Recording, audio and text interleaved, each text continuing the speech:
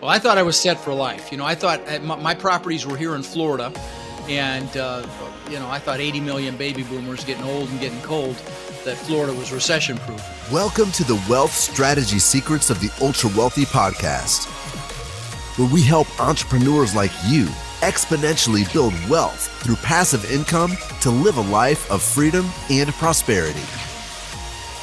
Are you tired of paying too much in taxes, gambling your future on the stock market, and want to learn about hidden strategies for making your money work for you?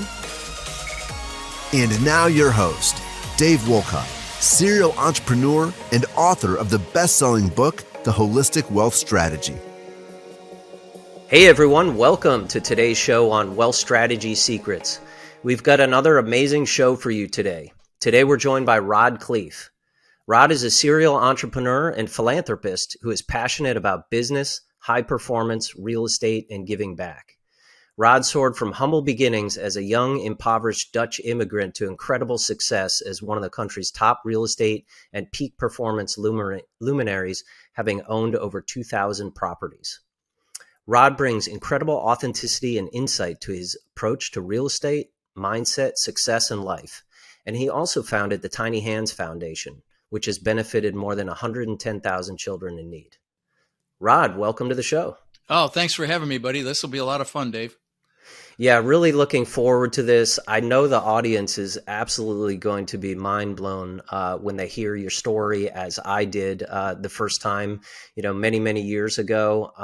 But it really left such an indelible mark on me, I think in multiple ways. And so, Rod, with that as a backdrop, for people who aren't really familiar with your story and everything, tell us how it all started for you. Sure. Well, I'm going to go way back, Dave, because, I think it'll lend some framework and some pre-frame to what I think we could enjoy talking about today. So I'm an immigrant. I was born in the Netherlands, think wooden shoes and windmills and great cheese.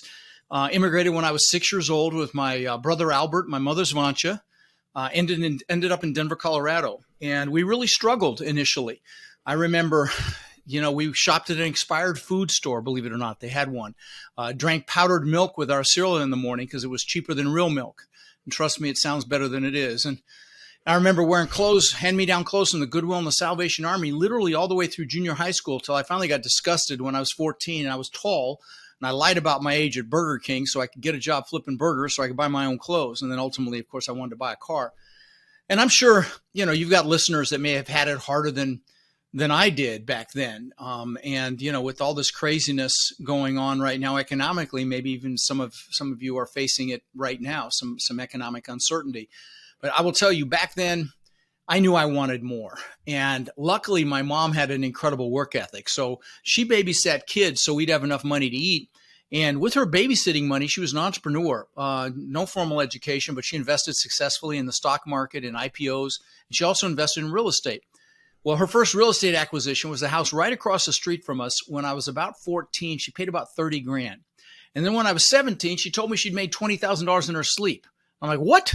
You made 20 grand? You didn't do anything? Screw college, Mom. I'm getting into real estate. So I went out and got my real estate broker's license right when I turned 18, which you could do back then with education. I could have my own office and everything. And, they got smart now. If you want to be a broker, you have to have some experience. But I was a broker, and I was still living at home, trying to sell real estate. My first year in real estate, I made about $8,000. My second year, maybe $10,000. But my third year, I made over $100,000. So what happened between year 2 and year 3 that caused me to 10x my income? Well, what happened was I was dating a girl, and her dad was also a broker, and he kind of took me under his wing, and he taught me about the importance of your mindset and your psychology, and how really 80 to 90% of your success in anything is just that, your mindset and psychology. Only 10 to 20% is the mechanical stuff we talk about on our podcast. But and so he got me going down that path. And I also spent 20 years following Tony Robbins around the planet, who's probably the best in the world at mindset and psychology. And, fast forward to today, I've owned over 2,000 houses, like you said, that I've rented long-term. I own thousands of apartment units. In 2006, my net worth went up $17 million while I slept. And you might say, wow, And I said, wow. And I thought I was a freaking real estate god. I thought I could do no wrong. I had a head so big I could barely fit it through a door. And when that happens, God of the universe will give you a nice little smack. Well, that was 2008. I lost $50 million in 2008 and 9 conservatively. And so what I'm known for talking about is really the mindset it took to have 50 million to lose in the first place. And then as importantly, or maybe even more importantly, the mindset it took to recover to the success that I'm blessed to have today. And so I'm happy to drill down on that with you some, Dave, if you'd like. And talk Yeah, I'd love that, Rod. So really, tell us, what was really going through your head when you lost that? Yeah. Well, I thought I was set for life. I thought my properties were here in Florida, and, I thought 80 million baby boomers getting old and getting cold, that Florida was recession proof. Well, we were ground zero for that contraction. And, in fact, I had about 800 houses, 2 hours north of me, 2 hours south of me, and all along the Gulf Coast of Florida here. And Florida has no state income tax, so property taxes are proportionally a bit higher here, which of course impacts cash flow. A lot of my properties were in wind and flood zones, which is higher insurance, which impacts cash flow. But what really killed me is I had several apartment complexes as well. And if I had a maintenance issue at one of my apartment complexes, everything's the same. Plumbing parts are the same, HVAC parts, appliance parts, door locks, windows, all that's in. So you could stockpile those little minutia parts, and maintenance guy could be in and out in an hour. Well, if I had, by the way, my 800 houses were C-class houses, and there's A, B, C, and D, and C-class, is a tougher demographic. You're going to have more maintenance. They're tougher on the properties, and they're older properties as well, so more maintenance for that as well. And so, if I send someone to one of my 800 houses, it might be an hour and a half one way. They've got to go see what's wrong because every house is different. Then they've got to go find a Home Depot or a Lowe's or wherever we had an account, and that could be an hour round trip. And so, what took an hour at one of my apartments took all day at one of my 800 houses. And so the maintenance really killed the cash flow. And then the straw that broke the camel's back was I didn't really pay attention to tenant demographics back then. If they had a good job, they had decent credit, and they paid a deposit, they could rent. Well, I discovered after the fact that many of them were contractors, plumbers, electricians, drywallers, painters, roofers, which fell off an absolute cliff in 2009. And so, and so they couldn't pay the rent. And then, what's crazy is I was only at a 30% loan to value. I get some hate on social media. Yeah, you were over leveraged. You borrowed too much money. No, I was at a 30% loan to value, and I still crashed and burned. It was the cash flow. Everything's cash flow. I'll have people call me and say, I can buy this property for $3 million, sold for $5 million 3 years ago. I'm like, I don't care what the value is. Tell me what the cash flow is. Tell me what the numbers are. It's all about cash flow. And so, but it was, then the really interesting thing is that my portfolio actually went upside down. It actually dropped more than 70. And that's when I knew I was done, put a fork in me and done. But anyway, that's what happened. But, I get the question all the time, how did you handle that from a mindset standpoint? Yeah. Tell us about it, emotionally. Sure. Did you have to, how did you pick yourself I hid up under off a the rock. floor, right? I hid under a rock for a few months, but then I pulled myself back up. And if you come to one of my boot camps, the first thing we do is goal setting, because that's the first thing I did was I reassociated with what I wanted and why I wanted it. And because it starts there. And so, like I said, at my boot camp, the first hour and a half is goal setting on steroids. And by the way, I'll give your peeps, if you want me to guide you through that process, even if you don't come to one of my boot camps, I do it every New Year's Day. I'm doing it on January 2nd this year, but it's there in my link tree, which is rodslinks.com. Rods, plural, links, plural.com. So rodslinks.com. At the bottom is my goal setting workshop I did last year on New Year's Day. There's a guide you can download. And, here's the sad thing, Dave. People spend more time planning a freaking birthday party than they do designing their lives. This is designing your life. And so, if you're married or you've got a significant other, sit down with your significant other and have me walk you through this. It's professionally done with music. Like I said, there's a guide you can download. I'm not going to try to sell you anything. It's just to add value. And if you've got a child that's over 10 years old, have them do it as well. What a great way to get them rolling on focusing on what they want. Because, that's a critical piece of this is focus, because whatever you focus on is going to get larger, both positive and negative. And, I don't know if you want to talk about the state of the economy right now, but I think we're heading for some pain.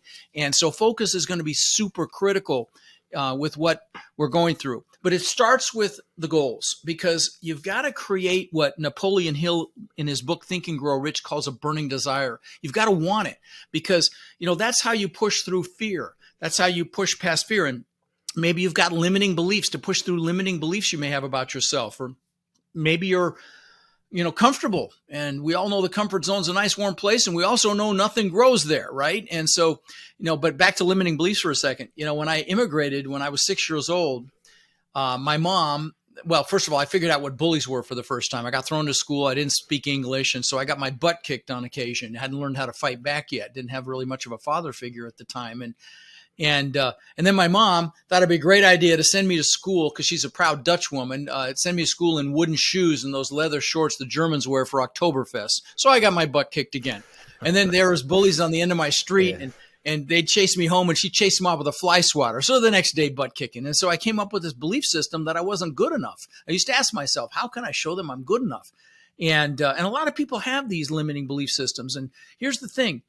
Things like, I'm not good enough. I don't deserve this, or I'm not strong enough, or analytical enough. That was another one of mine, or I have enough time or enough money. And here's the thing. There's a reason the acronym for belief systems is BS, because 99.9% of them are BS. But, we believe that they're real, and they hold us back. And so if you have one of these and you're listening, I would encourage you to pull it out into the daylight when it pops up. Look at it through your adult rational lens, and you'll burn it up. I mean, I burned mine up, and I used to be afraid to raise my hand in class in case I'd be embarrassed or humiliated. And now I speak in front of, thousands of people a year in flip-flops. I just don't, I've become very free from the opinion of others. And so, but that's the key to eliminating those and minimizing them, is to just look at them rationally and recognize that they're BS. They're not real. But you got to do it consciously. That's the operative word there. So when it pops up, just look at it, say, you know what? I know that's not real. Anybody that would reject me just doesn't know me, or they've got their own crap going on. That's kind of the kind of positioning you'd want to take. But like I said, it starts with that burning desire. You've got to want it.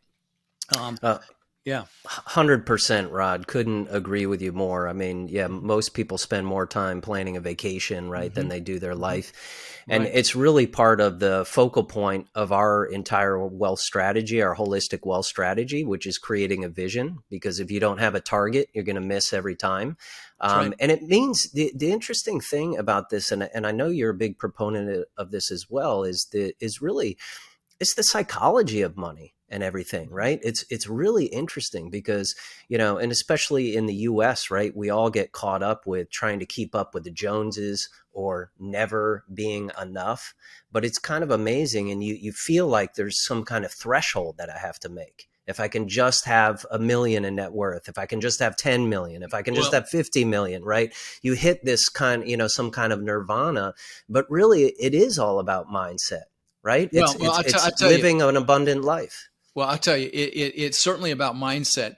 But what you just said kind of ties into something I'd like to talk about before we finish up. It was a little early for it, but we have been taught to achieve to be happy. Like we shouldn't be happy until we've achieved. I mean, that's kind of an American mindset thing. Yeah. And I'd like to end with that. I don't want to go down that path right now, but because it ties into something I'd like to share that's really powerful. But once you've created that burning desire, you've done your goals, you must do them. You got to do your goals and why your goals are a must. And like I said, that's why the first thing we do at one of my boot camps, but then you've got to make a decision. And I don't mean like a 1 foot in, 1 foot out sort of a thing. I don't mean like a dip your toe in the water. I mean, it is freaking done. And then once you make that decision, you're committed and you can't get knocked off track. If you're just interested, you're going to get knocked off track. But if you make a firm decision, then you're like a train on a track. And see, motivation will get you started, but that commitment is what's going to bring you home. But it starts with a decision. And the Latin root for the word decision means to cut off.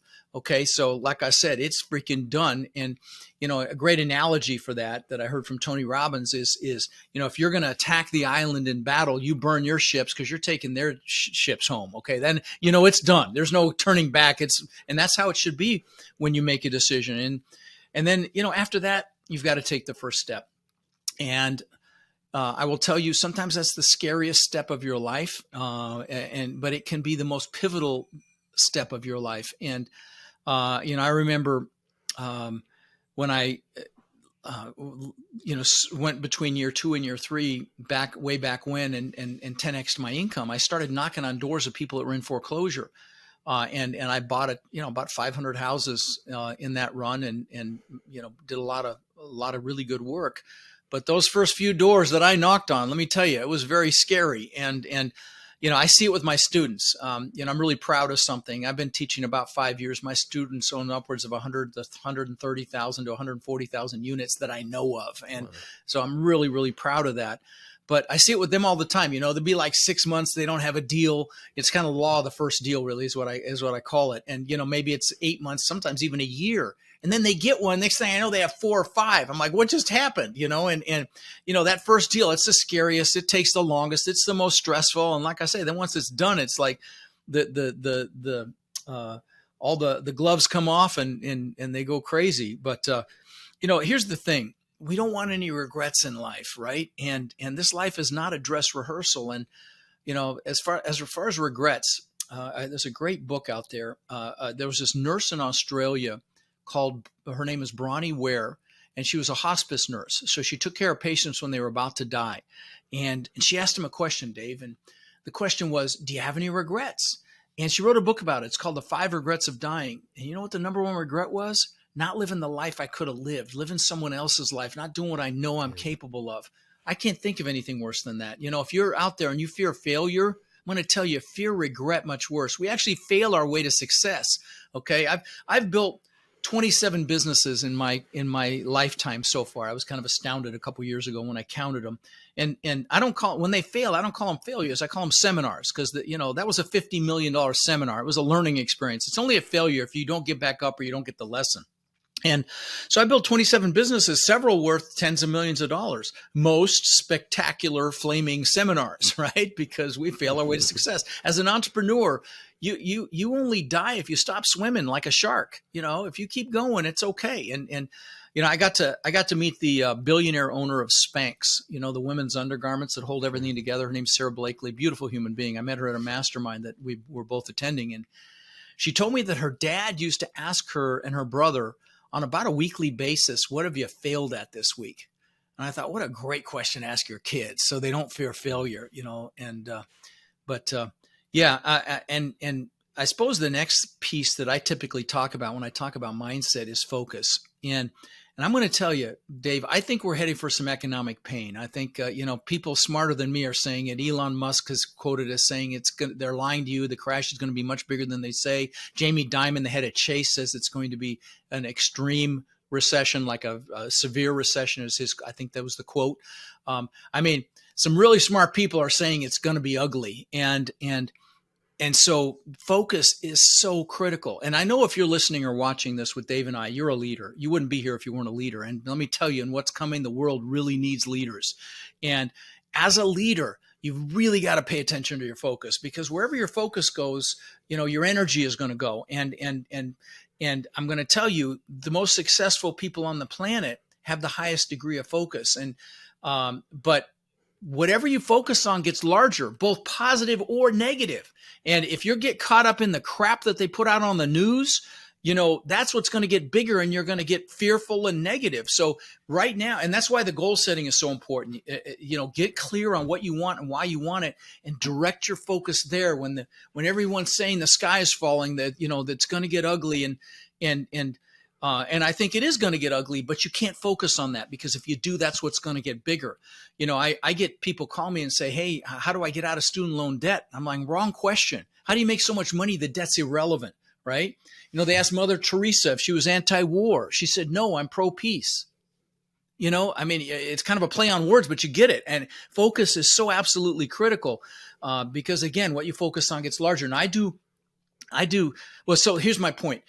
You've got to stand guard at the door to your mind, and keep out the crap, the naysayers, the negativity, the news. Sure, I'll read the headlines, but I don't get sucked into the political, and we won't even go down that rabbit hole, but just the crap out there. So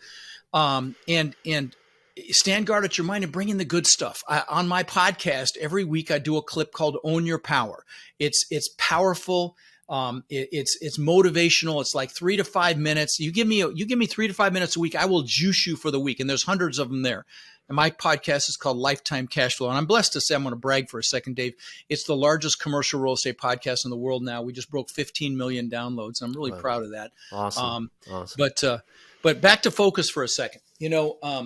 I will tell you that, I remember back when I was in Denver, I'm a serial entrepreneur, the shiny penny guy. And, oh, that looks interesting. Let me try that. And I remember I had frozen yogurt shops. I had 2 frozen yogurt shops. I had vending carts selling ice cream bars.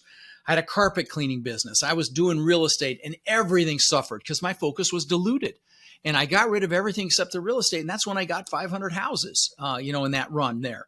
And so, focus is super important. And I will tell you, I also cut down on decision making. Like you will almost always see me in one of these black V-necks. I literally have over 100 of them, unless my wife's telling me you're not wearing one of those we just came back from Mexico yesterday, and I did have to wear some other shirts there for her. But other than that, you'll see me in these black T-shirts because I'm trying to minimize decisions as well, because that helps with focus. But it's interesting. I'm bragging about my 15 million downloads. I listened to 2 podcasts. One of them is Tim Ferriss, and the other one is Joe Rogan. I try to get both sides of the aisle, and so I try to stay balanced on that. But Tim Ferriss, as an example, interviews the best of the best in the world at what they do, the best athletes, NBA, NFL players, Michael Phelps, the swimmer, the best actors, Arnold Schwarzenegger, Jamie Foxx, Ed Norton, Hugh Jackman, billionaires like Ray Dalio, biggest CEOs of the biggest companies, Zuckerberg, people like that. And he kind of deconstructs their success, how they achieve success. And I started to hear a pattern, Dave. They almost all meditate. What does meditation enhance? Mm-hmm. Focus, right? So again, focus is super, super critical. I could keep going, but you're welcome to jump in here. Yeah, I mean, there's just so much to unpack there, Rod. I mean, 100% agree with everything you say. And, I think that, let's just go back to the sensationalism that's out there. I mean, you're definitely, as Jim Rohn says, a product of the 5 people you spend, the time. I want to talk about that too. I want to talk about peer group. Okay. That's huge. Yeah. That's one of the topics that I'd love to chat about. Can I expand on that one for you? Yeah, let me just close this and circle back, because I think it's a really important note for listeners, right? Especially in the timing that we're talking about so much economic uncertainty and everything. So you really, as you said, it is so key to control the noise that's coming into your head, right? Where you're hearing it from, and find trusted data sources, right, of people that right, are the right sources. And then you can make an informed decision. And then, like you say, you focus. I mean, when Tiger Woods is shooting for that putt that he has to make, he's only seeing one thing, is the ball going into the cup. Mm-hmm. He's not thinking about where it's going to go off, right? So you have to visualize and focus, as you said. And I think that is going to be really paramount going into 2023. Absolutely. No question. And back to your comment about peer group, who you hang out with is who you become. And, you show me your 2 best friends, I'll show you who you are financially, economically, of course, your happiness, your health, everything. And so, you want to be around people that are going to lift you up, that aren't going to be, afraid of your success, or feel like they're losing you if you succeed, or feel like they're going to feel less than if you succeed, or, because of their own fear and limiting beliefs. And I'm going to tell you, and most people will basically just be lazy, and they'll default to people they went to school with or people they work with. And you can't do that, because you got to take a look at them and see, are these people going to lift me up? You want to be around people that want more out of life, that aren't going to be afraid of what, that are going to push you, that are going to hold you to a higher standard. Now, I'll tell you, if you're around these naysayers, they're going to hold you back. And sometimes it's family. So I'll tell you, love your family, but proactively choose who you're going to allow to influence you. Okay. You want people that think what you think is hard is easy. Okay. That's who I want to be around. If you're going to play tennis or golf with somebody, you want to play somebody that's better than you or worse than you, right? I mean, you know the answer. And so, I'm in lots of masterminds all the time for this very reason. I started my own mastermind. It's the largest multifamily mastermind, I think, on the planet. It's about 16 billion in assets in there. But it started here in my compound here in Florida. I had 16 people show up, about $1 billion in assets, and it was just extraordinary.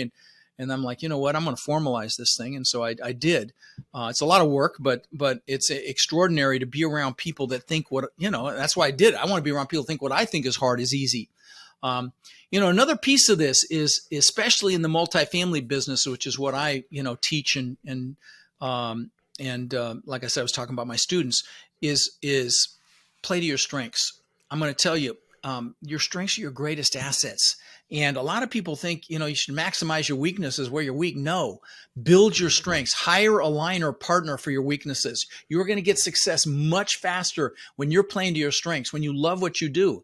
When you do that, success is inevitable. And I'll tell you, in my multifamily business, the best partnerships I ever see are someone that's analytical with someone that's outgoing, because you need both pieces. And some people are both, but very few. Most are one or the other. And my business, multifamily real estate, is a team sport. By the way, I don't know when this will air, but I've got a boot camp coming up, and I'll give your peeps a hell of a deal. Do you mind if I mention it? Yeah, absolutely. Okay. Yeah. So I've got a 2-day virtual boot camp coming up January 21st and 22nd. January 21st and 22nd. It's virtual, and I don't sell anything there. Okay. And it's just 16 to 18 hours of training, nothing being sold. Price will ultimately be $400, but I'll give you guys, if you use the code Dave, you can come for $47. And I don't sell anything there. It's kind of a duh if you're interested in real estate. So, if you want to come, you can go to that rodslinks.com, or you can just text the word links to 72345. Text the word links to 72345. If you're driving, I'll send you that domain. Go there. At the top is the bootcamp website. If you go all the way to the bottom, you'll see literally hundreds of testimonials. I don't get complaints. The only complaint I ever get is that the breaks are too short, because I do 15-minute breaks every couple hours because I'm packing so much stuff in. But use the code Dave when you check out, and you come for $47. And that code, that was my Black Friday special, which I've never done before. That also includes a couple of awesome bonuses, my document library and my deal evaluator software for $47. I mean, those alone are worth thousands. So and I'll say this: if you don't love the event, I don't mean like it, I mean absolutely freaking love it, I'll give you your money. I'll give you $47 back. But again, go to rodslinks.com or text links to 72345 and use the code Dave to get that $47 deal. And I've got to make a note to myself to tell my team about that. Awesome, Ron. I just did. But yeah. But again, if you're interested in multifamily, but if not, then go find something else, because I'm going to tell you, Dave, I think we are headed into what could be the greatest transfer of wealth in our lifetimes, but you got to have your side hustle to capitalize on it. So, if you're interested in real estate, pick your asset class. If you're going to do single family, go learn that. If you're going to learn self-storage or mobile home parks, go learn that. There are people that teach that. If you want a multifamily, get your butt to my boot camp. But maybe you want to buy businesses. Learn it right now. Don't wait to learn it, because if we're in the thick of it, it's going to be too late. You need to get up to speed. You need to build relationships. You need to, understand how to evaluate what it is you're going to go after. Maybe it's stock trading. But again, whatever it is, learn it right now, because, if you're trying to learn it in the thick of it, it's going to be too late. And so, but incredible opportunities upon us, because with crisis comes opportunity. And like I said, I think we are going to, we're going to see some pain in this country. They're going to continue to raise the interest rates. Elon Musk basically he's the richest guy in the world, or at least he was. And he basically said, if they don't stop raising interest rates, it's going to be a severe recession. Well, they've already said they're not stopping raising the interest rates. It's going to continue through 2023. So, again, love him or hate him, he's not a stupid man. So yeah. So what you said that well, Rod, right? Every time we've had economic challenges in the past, recession, depression, right? A lot of wealth has been created, right? For those who have been positioned really. well. I would say transferred. Created, yeah. Right? Yeah, good point. Right. So, where would you recommend, and I mean, gosh, someone who's got some major chops and experience, right, in this, coming out of something so severe, right? And then you positioned yourself, to excel to an even higher place. So, what would you recommend to people, Yeah. right? Going into Good the new question. year, how they could position themselves. Strategy. Yeah. Listen, first thing is conserve cash. Okay. I spoil my wife rotten because I adore her, supermodel, beautiful, never expects anything from me. But, I spoil her rotten. And I've told her, I'm going to cut back on the gifts right now. Cause when I say I spoil her, we're talking hundreds of thousands of dollars because, I'm conserving cash. I'm in a lot of cash right now. But here's the beautiful thing. Well, so cash is one thing, but let me just say this as a side note on cash. And that is, it doesn't have to be your own cash. Multifamily real estate requires money to buy, but there's so much money looking for a home that's getting killed in the stock market. We won't even talk about crypto or FTX, the billions that were lost there. But so there's a lot of people looking for a return with a secure, much more secure investment like commercial real estate, like multifamily commercial real estate. And so, again, it doesn't have to be your own money, but that leads me to the second critical point, and that is you've got to get educated right now. Okay, don't wait. If it's not me, go learn from someone else, but go learn it right now because that's the only way you're going to be able to capitalize on it. And I got to tell you, you could literally create lifetime wealth for yourself, your kids, their kids, and their kids, and keep going. Literally legacy wealth. So, but you've got to. Don't be in the same place 2 or 3 years from now after this happens, wishing you'd done it is my point. Because I will tell you, if I hadn't been hiding under a rock, because I just had my butt kicked in 2008 and 9, I'd be on the back of a 300-foot yacht, Dave. I'm just telling you, no question. Because I literally, could have capitalized on what happened. And, it took me a while to recover. But I, shared with you how I recovered, which is, realigning with my goals, making a decision, and picking myself up and get out of my pity party, taking action, started my podcast and did some other things and built a litigation support company actually back then. And, but anyway, How that's about from a the piece. portfolio perspective, Rod? Mm-hmm. Do you have, where are you, positioned in your personal portfolio, and how are you seeing things right now? We have assets, quite a few in Texas, Dallas, San Antonio, and Houston. Assets in Ohio, in Cincinnati, and Dayton, a wealthy suburb in Dayton. I have assets in Florida, Georgia, North Carolina, South Carolina. Just sold one we had in Louisiana and sold one we had in Kentucky. All multifamily? I'm all multifamily. Yeah, thousands of units. We have one. I just got a beautiful asset in Nashville, and we have some Midwest stuff too in Indianapolis. Those are the states that we have assets in. Okay.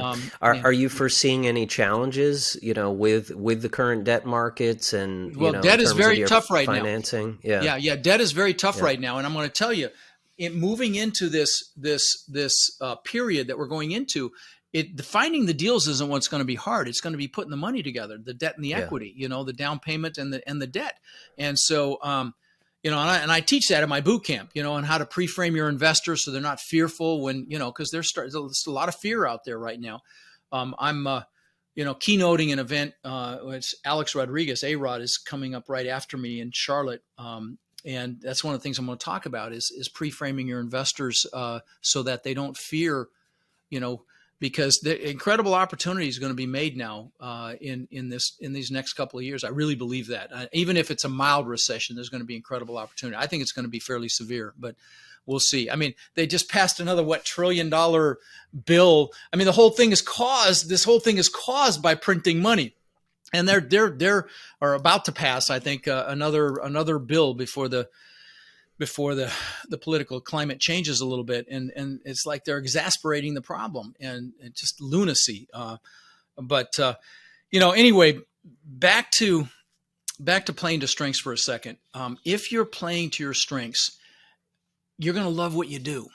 And, like I love what I do. You can see behind me on the wall here, some of the hundreds of thank you cards from students and people I've worked with, I absolutely love what I do. And when you do work as play and you never work another day in your life and you have passion around it. And I'm going to tell you to do anything, even if it's not going to be real estate, make sure you love it. Because if you love it, you're going to be passionate and you're going to need to influence people. And the only way to influence people is with passion, right? And so, that passion will, minimize or eliminate fear. It'll help you be more innovative, and just don't play small. And that's why it's so critical that you play to your strengths.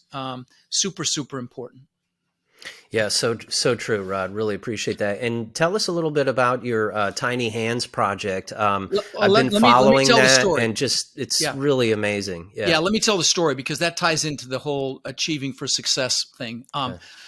I want to tell you a quick story. So back when I was in Denver, I knew I wanted to live on the beach. Okay, there's no beach in Denver, obviously, and I would visualize the palm trees and the sand and the surf and 20 years later, I built this incredible 10,000 square foot, $8 million mansion on the beach where I owned the beach on one side and it was like a slice through an island. I had my boat docks on the backside called a Gulf to Bay, and which was unthinkable when I was 18, but I visualized it and I made it happen. And so, if you come and do my goal setting workshop or come to my boot camp, even better, you know, you'll recognize that I will tell you to take the lid off your brain when you do your goals. Don't minimize. Don't just imagine there are no limits. There's nothing you can't do, be, or have. But anyway, so I worked for that for 20 years. So 20 years after I first started dreaming about it, I built that incredible house. And let me just describe it. I mean, I had a giant waterfall from the second floor balcony into the pool. You had to walk through the waterfall to get to the pool. Pool was in magazines because I had like tens of thousands of dollars worth of trees that were bent that went out over the pool. It was just spectacular. Big spiral staircase up through the middle, all the way up to the top, wine cellar, elevator. On the second floor, I had aquariums custom built around the staircase that cost me almost 200 grand. So this gives you an idea of the house. 2 months after I moved in, okay, I worked for this thing for 20 years. 2 months after I moved in, I'm floating in the pool at night and I'm looking up at this testament to my ego, which is really what it was. It was to prove to the world I was good enough. Remember I said I didn't think I was good enough? It was to prove to the world I was good enough. And I mean, my family's inside sleeping. I had a beautiful family. I had the Maserati in the garage, 2 Mercedes, I had the boats, the jet skis, all the stuff. And I got depressed. Again, this is 2 months after I moved in. And I don't mean just a little depressed. I mean, I was really like down. I'm like, what the hell? I've just achieved incredible success. How could I be depressed? Well, there were several things going on, Dave, which is in long answer to your question, but it's important. So the first thing is you got to have the goals to create that burning desire, but it's never about the goals. It's about progress and growth. Happiness comes from growing and progressing. Like they say, the happiest days of a boat owner's life, the day they buy the boat and the day they sell the boat, right? But you need the goals, but it's about happiness comes from progress and growth. And if you do my goal setting workshop, I do a planning process at the end. It's very powerful. It's how I manage 2 large companies at the same time. And one of those pieces of that planning process is just to pat yourself on the back for anything you did the previous week, regardless of how small it is. But there was a couple other things going on. The second thing is you never achieve a big goal without having other goals lined up behind it. Like the good book says, without a vision, the people perish. You need a vision for the future. And I didn't know what I was going to do next. So that was another piece. But the big one was I was totally focused on me. Show the world I'm good enough. Show the world I matter. Rod, blah, blah, blah. Well, that's the year I met Tony Robbins. I went and bought some books because I was going to get it back. And one of them was his. And I'm like, man, this is good. And I went and saw him live. And I saw that he fed families for the holidays. And I'm like, what a concept. Do something for someone else. I'm embarrassed to say I had to be 40 to get that memo. And so I called my brother in Denver because I was going to go visit him for Thanksgiving. I said, hey, bro, let's feed 5 families. So he called his church, found 5 families that really needed help. Third family changed my life. We bought food. We bought toys for the kids if they have them, frozen turkeys, and just it was a blast buying all this stuff.